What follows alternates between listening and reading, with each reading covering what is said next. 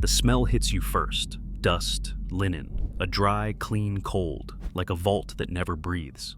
Your fingertips drag on the rail as you step in, and the metal feels slick, over-chilled, almost damp, even though the air is bone-dry. Listen. There's a hum. Not loud, just enough to feel in your teeth. You're in Jerusalem, 2026, and you've got 10 minutes. That's it. 10 minutes in the hall where the great Isaiah scroll is laid out in full for the first time since 1968. Your skin prickles the way it does when sunlight drops off a cliff into shade. Now look closer. Don't stare at the whole thing. You can't. It's too long, too much. You start at the edge. Parchment, animal skin, not paper. Skin. The surface isn't smooth. It's faintly rippled, like an old scar under a thin shirt. You want to touch it? You can't. The glass stops you. So, you hover your hand above the case anyway, like your palm can feel history through air. And somewhere between the hum and the cold, a thought slides in, sharp and stubborn. You've heard the claim. You've seen the clips. This scroll predicts 2026. It matches right now. It's exact. And people say it like the prophet wrote with one hand and scrolled your newsfeed with the other. Wait, how do you even test a claim like that? How do you separate a real artifact from a modern edit? How do you tell the difference between prophecy and pattern hunting? So, you start with what you can verify. The object has a name. 1 Qi, the Great Isaiah Scroll. The museum says it came from Qumran Cave 1, and it's dated to the 1st century BCE. Around 125 BCE in their description. It's about 7.34 meters long, 54 columns. It has all 66 chapters. That's the official label, sitting right on the page like a tag on evidence. But here's what people don't say out loud. This scroll isn't a single clean sentence from the past. It's messy. It has thousands of tiny differences from later copies. Misspellings, corrections, words added, words scratched out. The museum says it's straight, over 2,600 variants, depending on how you count. That's not a problem. That's the point. That's the human fingerprint. Now stop. Catch that. If somebody promises you an exact match, but the artifact itself is full of tiny shifts, what do you think exact really means? The next piece is the place. Qumran, a cliff line above the Dead Sea. Heat that bakes your lips. Air so dry it feels like your throat is lined with sand. It's the kind of landscape that preserves things. Linen. Leather. Ink. It's why this story could even happen. And the how starts the way all the best mysteries start. A kid, a goat, a cave, a rock thrown into blackness. Then the sound of breaking pottery. The official story says a Bedouin shepherd found jars and scrolls in 1947 near Qumran. It's told like folklore because it basically is, except it's attached to a real object you can zoom into from your phone. But the timeline doesn't stay clean. It never did. There were dealers, middlemen, bargaining, quiet trips across tense borders. And if you've ever wondered why conspiracy stories cling to the Dead Sea Scrolls like burrs, it's because the real chain of custody already sounds like a thriller. Pay attention. The cave itself became a question mark. Scholar Brent Nongbree points out the cave was visited more than once before the official dig, and by the time archaeologists got there, the scene was contaminated. Modern scraps mixed into ancient debris, cigarette stubs, bits of cloth, disturbance.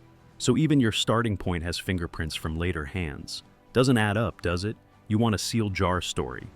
Instead, you get a rummaged room. Then something happened that locked the scroll into world history. A professor hears about leather fragments with strange writing. He goes, he looks, and his body reacts before his brain catches up. Eliezer Lipa Sukenik, Hebrew University, writes a memory that feels like a camera zoom on hands. My hands shook, he says, unwrapping the scroll. Shook, not figuratively, shook. Think about that. You've held old books. They smell like basements. They glue, dust. Now imagine holding something that hasn't been read in 2,000 years. Your fingers feel the brittle edge. You expect it to crumble like a dead leaf. And your hands shake anyway, because your brain is trying to touch time. Now, watch this. February 18th, 1948. A phone call changes everything. John C. Trevor, an American scholar and photographer in Jerusalem, gets pulled into the story and photographs key scrolls, including the Great Isaiah Scroll. He's not just taking pictures, he's freezing a moment before more damage happens, before travel, before handling, before the world starts grabbing at it. Trevor sends those photos to William F. Albright, and Albright fires back a line that still lands like a slap. My heartiest congratulations on the greatest MS discovery of modern times. That sentence is a flare. After that, the world doesn't treat these scrolls as local curios. It treats them as treasure, and when treasure appears, money follows. Fast, quiet, dangerous. Fast forward. June 1st, 1954. There's a classified ad in the Wall Street Journal. Not a press conference, not a museum catalog, a classifieds box. The ad offers the 4 Dead Sea Scrolls for sale, like a used car, like furniture. It's real. You can read it. You can verify it. Hold on. Let that sink in. An ancient manuscript pipeline, cave to dealer to archbishop, ends up in a newspaper ad. That's not a theory. That's paper, ink, a date, and then the buyer. Yigael Yadin arranges the purchase through an American middleman. The price hits $250,000 in reporting of the acquisition story. By February 1955, the return is announced. And the scrolls are brought together with those already held in Israel. That's the official chain as presented in the Discovery timeline. So, where does 2026 prophecy sneak in? Right here, in the gap between an ancient voice and a modern market. Because people don't just read Isaiah, they use Isaiah, they weaponize it, they comfort themselves with it, they scare others with it, and when current events feel like a storm, they reach for lines about storms. Look at how the internet works. A verse about nations becomes a map, a verse about war becomes a montage, a verse about fear becomes a countdown, and suddenly the scroll isn't a manuscript anymore. It's a mirror that only shows what you bring to it. But there's a trap. Because the Great Isaiah Scroll isn't a single perfect text, it has variants. The museum says so. It even warns that translation is messy and invites you to compare versions. That means the first move of any honest investigation is simple. Which wording are you quoting exactly? The scrolls, a later copies, and English translations? Read that again. The artifact itself is telling you not to get hypnotized by certainty. Now, cut to 2020. This is the moment suspicion spikes. March 2020, the BBC reports that the Museum of the Bible's Dead Sea Scroll fragments were fake. A 200-page report, months of testing. The headline is brutal. The fragments on display weren't real. The Guardian reports the same shock and quotes Colette the Lal of Art Fraud Insights, saying none of the museum's fragments were authentic, describing telltale signs of modern forging. Old leather, coatings, ink behavior. It reads like a crime lab report. And that's when the story changes. Not because 1Q Isa became fake, it didn't, but because the public learned something nasty. There's a scroll market, and markets create fakes, and fakes poison trust. So, now imagine you're a viewer at home. You hear Dead Sea Scroll, you don't hear which scroll, you don't hear which collection, you hear one phrase, and your brain does what brains do under stress. It generalizes. If some are fake, are they hiding the real ones? If some are fake, who profits? If some are fake, what else is fake? That's the emotional engine behind modern 2026 prophecy content. It's not a new line in Isaiah, it's a new layer of distrust. Now the next piece, 2025.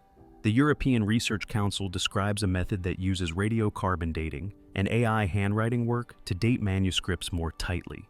So the project lead, Mladen Popovic, says it's very exciting, and the claim is simple. Tech can sharpen the time window. That's real, that's current. And then, 2026, Jerusalem again. The Israel Museum opens A Voice from the Desert, showing the Great Isaiah Scroll in full, with entry controlled and limited to 10 minutes. 10 minutes with a 7-meter whisper. Tickets, reservations, a line outside, people stepping in like it's a confession booth. Here's the eerie part. Not mystical, just human. Putting a limit on time makes an object feel hotter, rarer, more charged. Your heart speeds up because you're being timed. And when your heart speeds up, your brain looks for meaning. So, does the Great Isaiah Scroll predict 2026? No. Not in the clean, literal way people sell. No 2026. No calendar code stamped into the parchment. That's not what it is.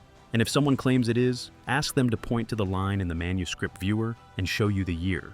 They can't, because the year isn't there. But that doesn't mean the story is dead. It means the story moves.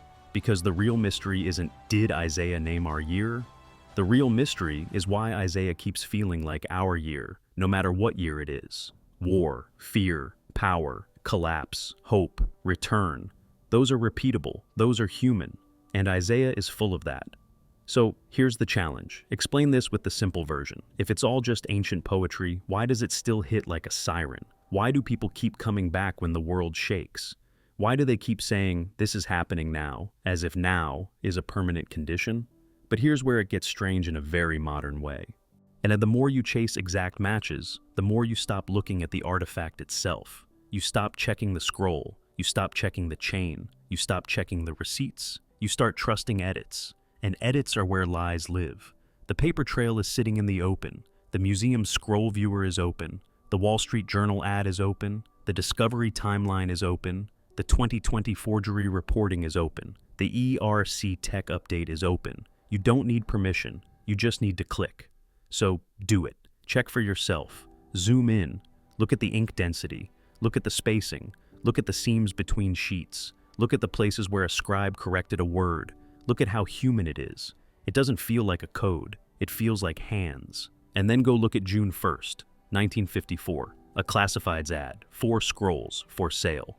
Well, if you want to feel the real shock of this story, that's where you'll feel it. Because nothing about that belongs in a holy legend. It belongs in a thriller. Now, connect the dots. A cave in the desert, dealers, an archbishop, a photographer, a famous scholar's praise, a newspaper ad, a museum vault. Then, decades later, fake fragments hitting headlines. Then, AI dating talk. Then, a 2026 exhibit with a 10-minute limit. That's not prophecy, that's a pipeline. And pipelines create power. Power creates silence. Silence creates stories. So, here's my bold line. Take it or leave it. The 2026 prophecy wave is less about Isaiah predicting the present, and more about the present hijacking Isaiah. Because when fear rises, people don't just want answers. They want a script. They want a voice that sounds certain. They want a map through chaos. But certainty can be a trap that makes you easy to steer. If you wanted to avoid being steered, you have to do the thing almost nobody does anymore. Verify. Open the Israel Museum scroll viewer and read the artifact description. It tells you what it is, where it's from, how long it is, and that it contains variants. That's your base. Then open the Israel Museum exhibition page and read the 2026 dates and the 10-minute rule. That's your why now trigger. Then open the 1954 ad. That's your paper receipt that this story was once a market transaction, not a legend. Then read the 2020 reporting. That's your reminder that modern hands still try to manufacture ancient authority. Do that, and you'll be able to spot the difference between an artifact and a narrative built on top of it. Because the Great Isaiah Scroll doesn't need you to believe it predicts 2026 to be terrifying. It's terrifying for a simpler reason. It survived. It survived heat, time, war, greed, handling, travel, markets, fakes that borrow its name. It survived long enough to sit under glass in a room that smells like dust and cold metal, while you stand there with your skin buzzing, realizing a voice can outlive empires. And when your 10 minutes end, the guard doesn't have to touch you. You'll move on your own. The door will open. Warm air will rush your face. The museum noise will hit your ears like water. And you'll walk out with the same question people have carried out for decades. Not, what does it predict, but who gets to use it? Because if you think this is only about religion, you're missing the sharper point. And ancient texts are power tools. Whoever controls the story controls the fear. Whoever controls the fear controls the crowd. And if you want one last twist, one last hook, remember this. In 2026, the scroll is displayed in full for the first time since 1968. And you only get 10 minutes with it. 10 minutes. That's how fragile it is. And that's how hungry we are. Now go look it up. Check it for yourself. Don't take my word. Don't take theirs. Put your own eyes on the evidence.